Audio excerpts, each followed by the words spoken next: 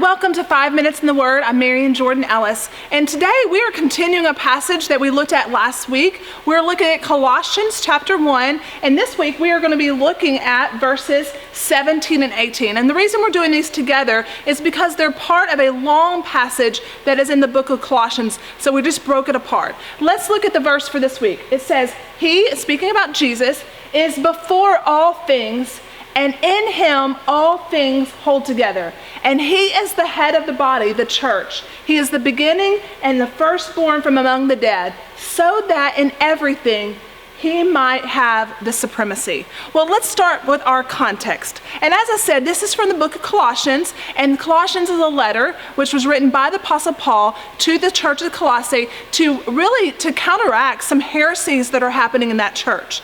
And in the context, last week we looked at the first part where it established Jesus as the image of the invisible God. He's the creator of the world, and he is the one to whom all creation is due.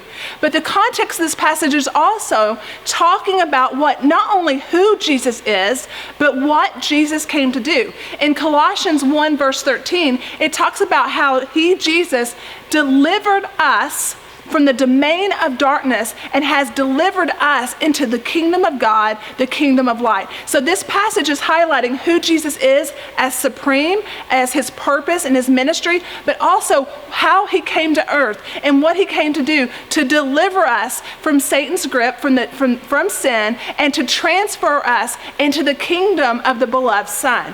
Now, as a result of this, let's look at this passage, verse 17. It reminds us that Jesus did not just step on earth as a human, but he was before all things. Before there was time, before there was creation, before the fall of man, Jesus, the Son of God, coexisted with God the Father. Mind blown. Think about that. He is before all things.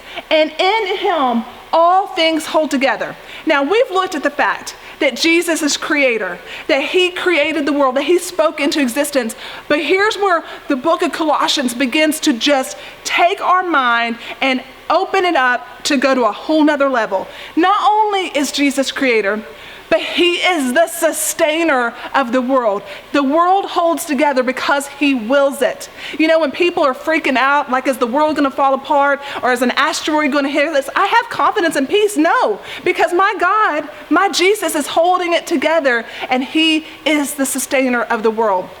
Not only that, as our Redeemer, as our Creator, as our Sustainer, he is the head of the body. What is the body? The church.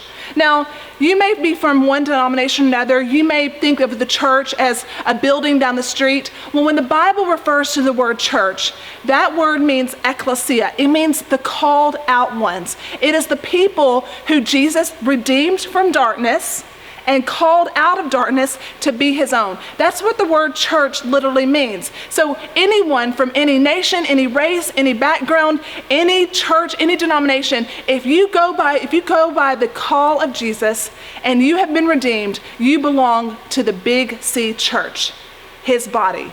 And because you belong to him, he's the head. He is the head of the church. He is the firstborn, meaning he's the one that was first resurrected.